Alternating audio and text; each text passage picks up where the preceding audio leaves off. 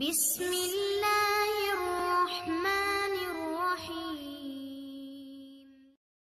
حضور اکرم صلی اللہ علیہ وآلہ وسلم کا ارشاد ہے، تمام اعمال کا دار و مدار نیت پر ہے، اور ہر عمل کا نتیجہ ہر انسان کو اس کی نیت کے مطابق ہی ملے گا۔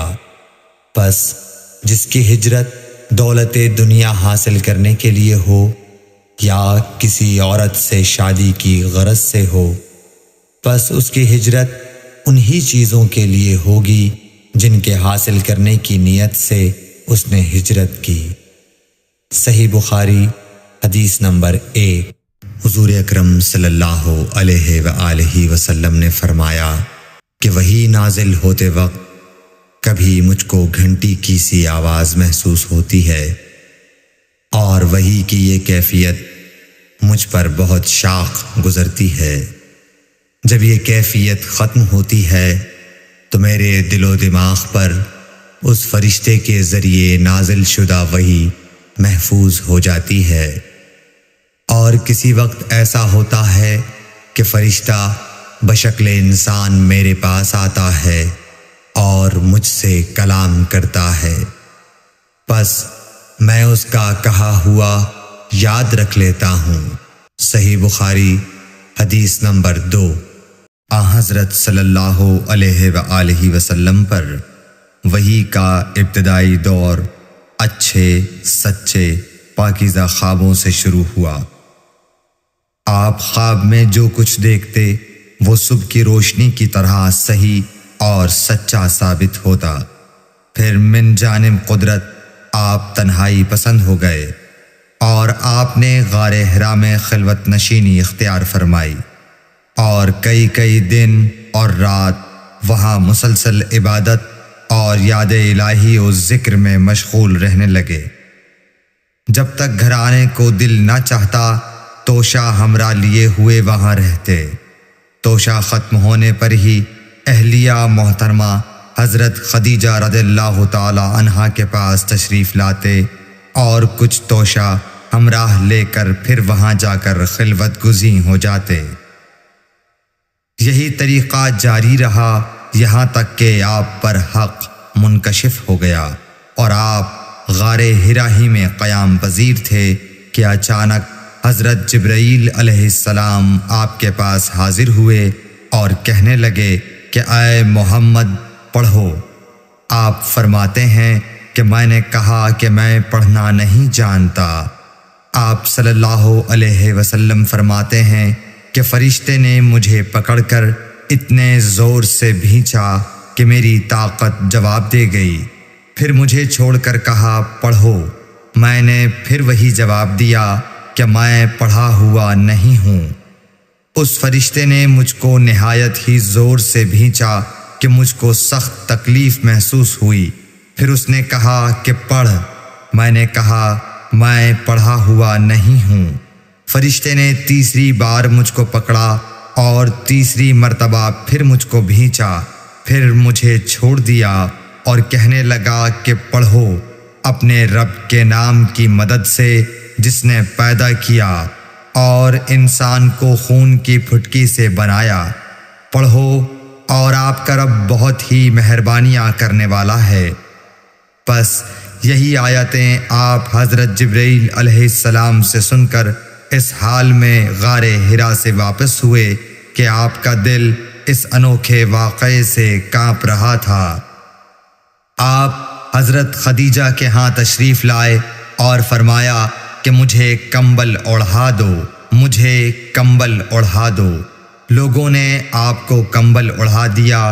جب آپ کا ڈر جاتا رہا تو آپ نے اپنی زوجہ محترمہ حضرت خدیجہ رضی اللہ تعالی عنہا کو تفصیل کے ساتھ یہ واقعہ سنایا، اور فرمانے لگے کہ مجھ کو اب اپنی جان کا خوف ہو گیا ہے۔ آپ کی اہلیہ محترمہ حضرت خدیجہ رضی اللہ تعالی عنہا نے آپ کی ڈھارس بندھائی اور کہا کہ آپ کا خیال صحیح نہیں ہے۔ اللہ کی قسم آپ کو اللہ کبھی رسوا نہیں کرے گا۔ آپ تو اخلاق فاضلہ کے مالک ہیں۔ آپ تو کنبہ پرور ہیں، بے کسوں کا بوجھ اپنے سر پر رکھتے ہیں، مفلسوں کے لیے آپ کماتے ہیں، مہمان نوازی میں آپ بے مثال ہیں، اور مشکل وقت میں آپ امر حق کا ساتھ دیتے ہیں۔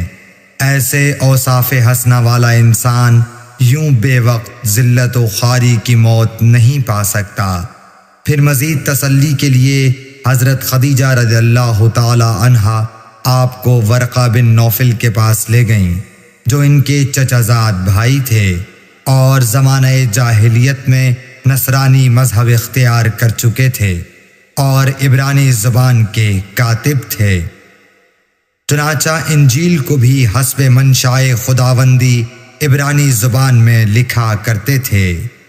انجیل سریانی زبان میں نازل ہوئی تھی، پھر اس کا ترجمہ عبرانی زبان میں ہوا۔ ورقہ اسی کو لکھتے تھے۔ وہ بہت بوڑھے ہو گئے تھے، یہاں تک کہ ان کی بینائی بھی رخصت ہو چکی تھی۔ حضرت خدیجہ رضی اللہ تعالی عنہا نے ان کے سامنے آپ کے حالات بیان کیے اور کہا کہ اے چچا زاد بھائی، اپنے بھتیجے محمد صلی اللہ علیہ وسلم کی زبانی ذرا ان کی کیفیت سن لیجئے۔ وہ بولے کہ بھتیجے، آپ نے جو کچھ دیکھا ہے اس کی تفصیل سناؤ۔ چنانچہ آپ صلی اللہ علیہ وآلہ وسلم نے از اول تا آخر پورا واقعہ سنایا، جسے سن کر ورقہ بے اختیار ہو کر بول اٹھے کہ یہ تو وہی ناموس معزز رازدان فرشتہ ہے جسے اللہ نے حضرت موسیٰ علیہ السلام پر وحی دے کر بھیجا تھا۔ کاش میں آپ کے اس عہد نبوت کے شروع ہونے پر جوان عمر ہوتا، کاش میں اس وقت تک زندہ رہتا جب کہ آپ کی قوم آپ کو اس شہر سے نکال دے گی۔ رسول کریم صلی اللہ علیہ وآلہ وسلم نے یہ سن کر تعجب سے پوچھا کہ کیا وہ لوگ مجھ کو نکال دیں گے، حالانکہ میں تو ان میں صادق و امین و مقبول ہوں۔ ورقہ بولا، ہاں یہ سب کچھ سچ ہے، مگر جو شخص بھی آپ کی طرح امر حق لے کر آیا، لوگ اس کے دشمن ہی ہو گئے ہیں۔ اگر مجھے آپ کی نبوت کا وہ زمانہ مل جائے تو میں آپ کی پوری مدد کروں گا، مگر ورقہ کچھ دنوں کے بعد انتقال کر گئے۔ پھر کچھ عرصے تک وحی کی آمد موقوف رہی۔ صحیح بخاری حدیث نمبر 3۔ حضور اکرم صلی اللہ علیہ وآلہ وسلم نے وحی کے رک جانے کے زمانے کے حالات بیان فرماتے ہوئے کہا کہ ایک روز میں چلا جا رہا تھا کہ اچانک میں نے آسمان کی طرف ایک آواز سنی اور میں نے اپنا سر آسمان کی طرف اٹھایا۔ کیا دیکھتا ہوں کہ وہی فرشتہ جو میرے پاس غار حرا میں آیا تھا، وہ آسمان و زمین کے بیچ میں ایک کرسی پر بیٹھا ہوا ہے۔ میں اس سے ڈر گیا اور گھر آنے پر میں نے پھر کمبل اوڑھنے کی خواہش ظاہر کی۔ اس وقت اللہ پاک کی طرف سے یہ آیات نازل ہوئیں، اے لحاف اوڑھ کر لیٹنے والے، اٹھ کھڑا ہو اور لوگوں کو عذاب الہی سے ڈرا، اور اپنے رب کی بڑائی بیان کر، اور اپنے کپڑوں کو پاک صاف رکھ اور گندگی سے دور رہ۔ اس کے بعد وہی تیزی کے ساتھ پے در پے آنے لگی۔ صحیح بخاری حدیث نمبر 4۔ رسول اللہ صلی اللہ علیہ وآلہ وسلم نزول قرآن کے وقت بہت سختی محسوس فرمایا کرتے تھے، اور اس کی علامتوں میں سے ایک یہ تھی کہ یاد کرنے کے لیے آپ اپنے ہونٹوں کو ہلاتے تھے۔ ابن عباس رضی اللہ تعالیٰ عنہ نے کہا، میں اپنے ہونٹوں کو ہلاتا ہوں جس طرح آپ ہلاتے تھے۔ سعید کہتے ہیں، میں بھی اپنے ہونٹ ہلاتا ہوں جس طرح ابن عباس رضی اللہ تعالیٰ عنہ کو میں نے ہلاتے دیکھا۔ پھر انہوں نے اپنے ہونٹ ہلائے۔ ابن عباس رضی اللہ تعالیٰ عنہ نے کہا، پھر یہ آیت اتری کہ اے محمد، قرآن کو جلد جلد یاد کرنے کے لیے اپنی زبان نہ ہلاؤ، اس کا جمع کر دینا اور پڑھا دینا ہمارا ذمہ ہے۔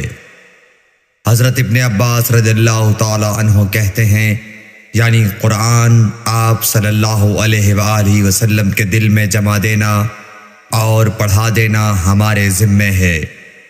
پھر جب ہم پڑھ چکے تو اس پڑھے ہوئے کی اتباع کرو۔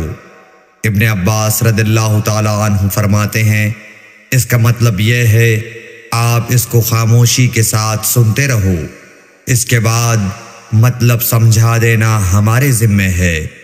پھر یقیناً یہ ہماری ذمہ داری ہے کہ آپ اس کو پڑھو، یعنی اس کو محفوظ کر سکو۔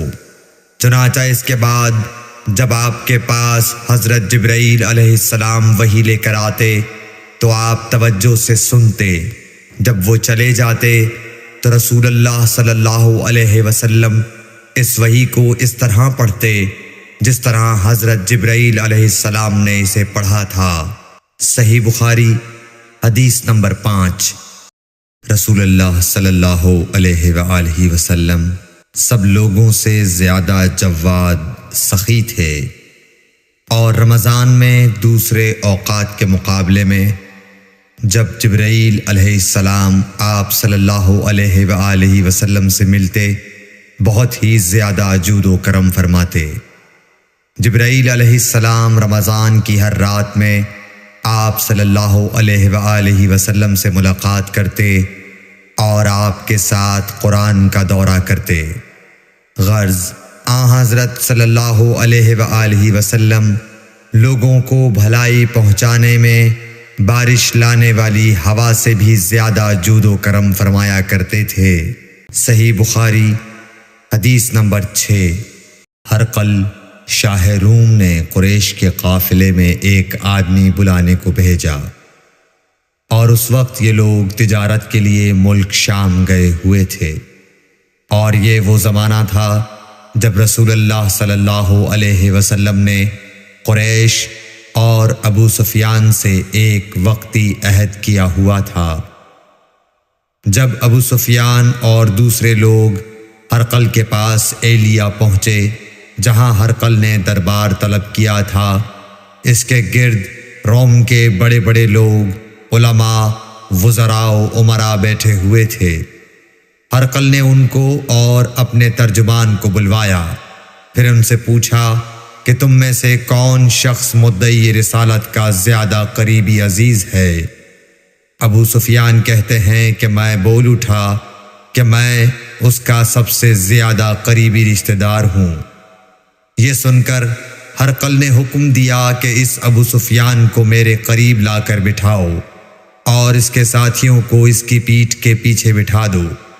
پھر اپنے ترجمان سے کہا کہ ان لوگوں سے کہہ دو کہ میں ابو سفیان سے اس شخص یعنی محمد صلی اللہ علیہ وسلم کے حالات پوچھتا ہوں، اگر یہ مجھ سے کسی بات میں جھوٹ بول دے تو تم اس کا جھوٹ ظاہر کر دینا۔ ابو سفیان کا قول ہے کہ خدا کی قسم اگر مجھے یہ غیرت نہ آتی کہ یہ لوگ مجھ کو جھٹلائیں گے تو میں آپ صلی اللہ علیہ وسلم کی نسبت ضرور غلط گوئی سے کام لیتا۔ خیر، پہلی بات جو ہرقل نے مجھ سے پوچھی وہ یہ کہ اس شخص کا خاندان تم لوگوں میں کیسا ہے؟ میں نے کہا وہ تو بڑے اونچے عالی نسب والے ہیں۔ کہنے لگا اس سے پہلے بھی کسی نے تم لوگوں میں ایسی بات کہی تھی؟ میں نے کہا نہیں۔ کہنے لگا اچھا اس کے بڑوں میں کوئی بادشاہ ہوا ہے؟ میں نے کہا نہیں۔ پھر اس نے کہا بڑے لوگوں نے اس کی پیروی اختیار کی ہے یا کمزوروں نے؟ میں نے کہا نہیں، کمزوروں نے۔ پھر کہنے لگا اس کے تابعدار روز بڑھتے جاتے ہیں یا کوئی ساتھی پھر بھی جاتا ہے؟ میں نے کہا نہیں۔ کہنے لگا کیا اپنے اس دعوی نبوت سے پہلے کبھی کسی بھی موقع پر اس نے جھوٹ بولا ہے؟ میں نے کہا نہیں، اور اب ہماری اس سے صلح کی ایک مقررہ مدت ٹھہری ہوئی ہے، معلوم نہیں وہ اس میں کیا کرنے والا ہے۔ ابو سفیان کہتے ہیں میں اس بات کے سوا اور کوئی جھوٹ اس گفتگو میں شامل نہ کر سکا۔ ہرقل نے کہا کیا تمہاری اس سے کبھی لڑائی بھی ہوئی ہے؟ ہم نے کہا کہ ہاں۔ بولا پھر تمہاری اور اس کی جنگ کا کیا حال ہوتا ہے؟ میں نے کہا لڑائی ڈول کی طرح ہے، کبھی وہ ہم سے میدان جنگ جیت لیتے ہیں اور کبھی ہم ان سے جیت لیتے ہیں۔ ہرقل نے پوچھا وہ تمہیں کس بات کا حکم دیتا ہے؟ میں نے کہا وہ کہتا ہے کہ صرف ایک اللہ ہی کی عبادت کرو، اس کا کسی کو شریک نہ بناؤ، اور اپنے باپ دادا کی شرک کی باتیں چھوڑ دو، اور ہمیں نماز پڑھنے، سچ بولنے، پرہیزگاری اور صلہ رحمی کا حکم دیتا ہے۔ یہ سب سن کر پھر ہرقل نے اپنے ترجمان سے کہا کہ ابو سفیان سے کہہ دے کہ میں نے تم سے اس کا نسب پوچھا تو تم نے کہا کہ وہ ہم سے عالی نسب ہے، اور پیغمبر اپنی قوم میں عالی نسب ہی بھیجے جایا کرتے ہیں۔ میں نے تم سے پوچھا کہ دعویٰ نبوت کی یہ بات تمہارے اندر اس سے پہلے کسی اور نے بھی کہی تھی تو تم نے جواب دیا کہ نہیں۔ تب میں نے اپنے دل میں کہا کہ اگر یہ بات اس سے پہلے کسی اور نے کہی ہوتی تو میں سمجھتا کہ اس شخص نے بھی اسی بات کی تقلید کی ہے جو پہلے کہی جا چکی ہے۔ میں نے تم سے پوچھا کہ اس کے بڑوں میں کوئی بادشاہ بھی گزرا ہے تو تم نے کہا کہ نہیں۔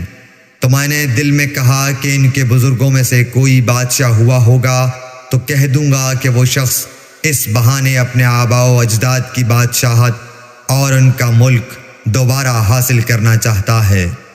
اور میں نے تم سے پوچھا کہ اس بات کے کہنے یعنی پیغمبری کا دعویٰ کرنے سے پہلے تم نے کبھی اس کو دروغ گوئی کا الزام لگایا ہے؟ تم نے کہا کہ نہیں۔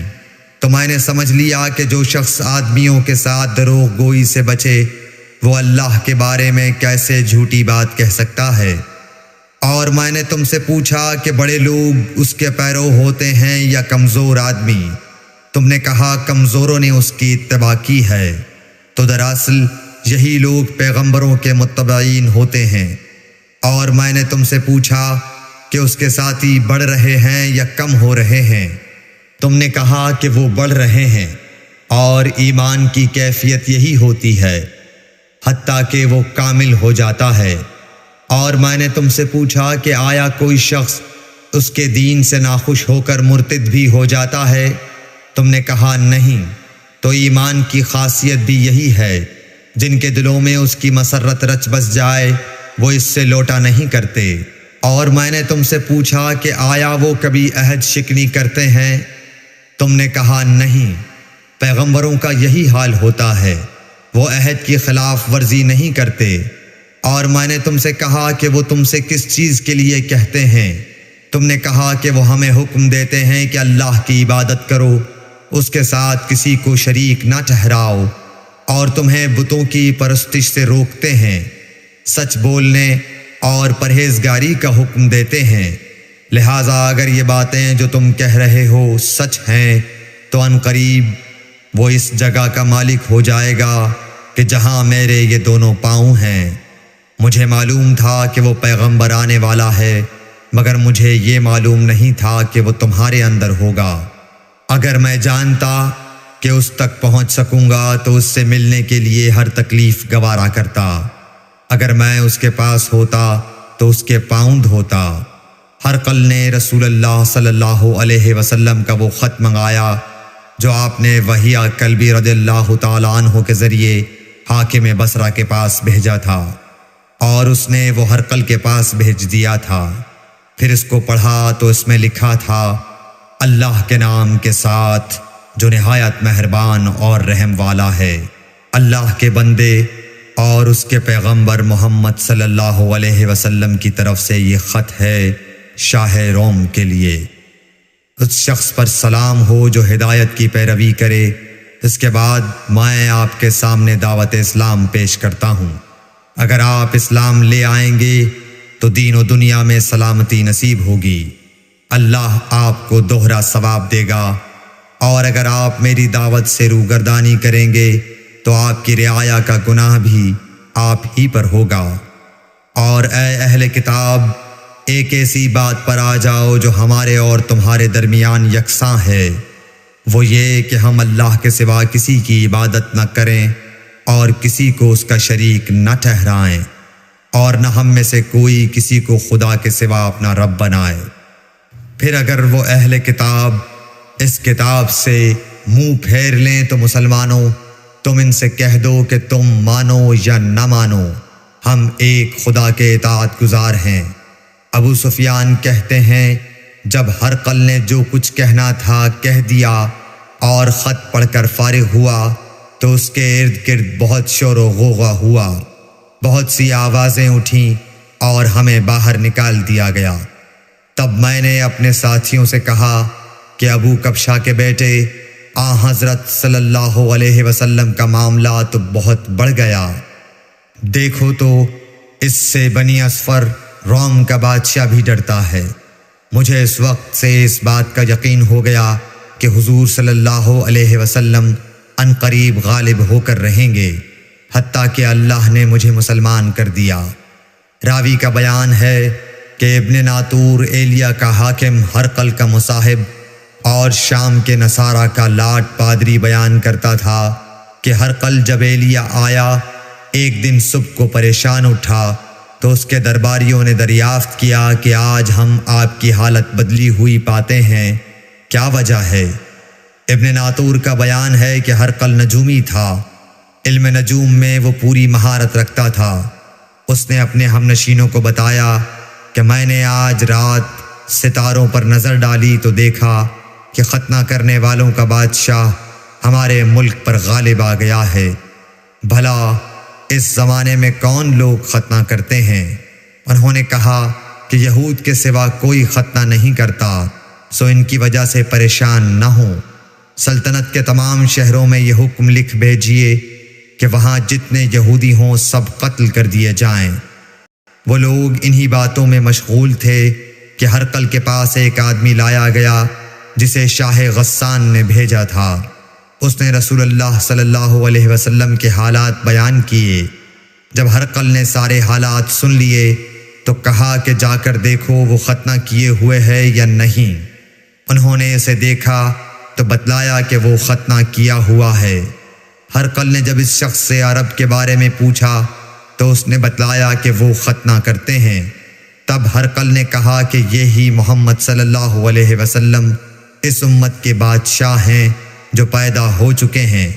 پھر اس نے اپنے ایک دوست کو رومیہ خط لکھا اور وہ بھی علم نجوم میں ہرقل کی طرح ماہر تھا۔ پھر وہاں سے ہرقل حمص چلا گیا، ابھی حمص سے نکلا نہیں تھا کہ اس کے دوست کا خط اس کے جواب میں آ گیا۔ اس کی رائے بھی حضور صلی اللہ علیہ وسلم کے ظہور کے بارے میں ہرقل کے موافق تھی کہ محمد صلی اللہ علیہ وسلم واقعی پیغمبر ہیں۔ اس کے بعد ہرقل نے روم کے بڑے آدمیوں کو اپنے حمص کے محل میں طلب کیا اور اس کے حکم سے محل کے دروازے بند کر لیے گئے۔ پھر وہ اپنے خاص محل سے باہر آیا اور کہا، اے روم والو، کیا ہدایت اور کامیابی میں کچھ حصہ تمہارے لیے بھی ہے؟ اگر تم اپنی سلطنت کی بقا چاہتے ہو تو پھر اس نبی صلی اللہ علیہ وسلم کی بیعت کر لو اور مسلمان ہو جاؤ۔ یہ سننا تھا کہ پھر لوگ وحشی گدھوں کی طرح دروازوں کی طرف دوڑے، مگر انہیں بند پایا۔ آخر جب ہرقل نے اس بات سے ان کی یہ نفرت دیکھی اور ان کے ایمان لانے سے مایوس ہو گیا تو کہنے لگا کہ ان لوگوں کو میرے پاس لاؤ۔ جب وہ دوبارہ آئے تو اس نے کہا، میں نے جو بات کہی تھی اس سے تمہاری دینی پختگی کی آزمائش مقصود تھی، سو وہ میں نے دیکھ لی۔ تب یہ بات سن کر وہ سب کے سب اس کے سامنے سجدے میں گر پڑے اور اس سے خوش ہو گئے۔ بالآخر ہرقل کی آخری حالت یہی رہی۔ صحیح بخاری حدیث نمبر 7۔